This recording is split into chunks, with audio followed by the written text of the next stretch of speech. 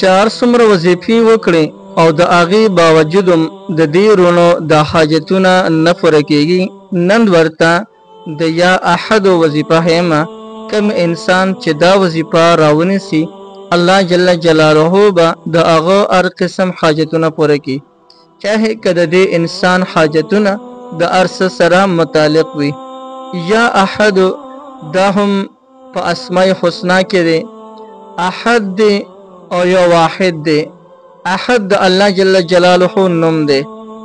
احد هغه ذات ته وایي چې د هغه نور اعداد نه وي، واحد هغه چې هغې پسې نور اعداد راځي.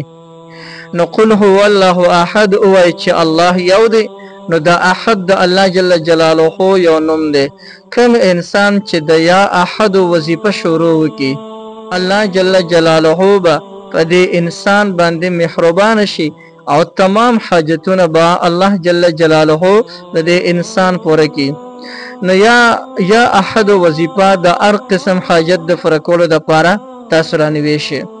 د وظیفې کولو طریقه دا ده چې د هر فرض منځ نه پس به دا وظیفه د دې نه مخکې چې کله فرض منځ وکړې، نو دا فرض منځ نه پس به 11 کرته پر رسول الله صلی الله علیه وسلم مبارک باندې درود شریف وي، او بیا به 100 کرته یا احد وظیفه وکړي، او بیا به 11 کرته پر رسول الله صلی الله علیه وسلم مبارک باندې درود شریف وي، او دا غي نه پس بلاس اوچت کی او الله جل جلاله ته سوال وکي.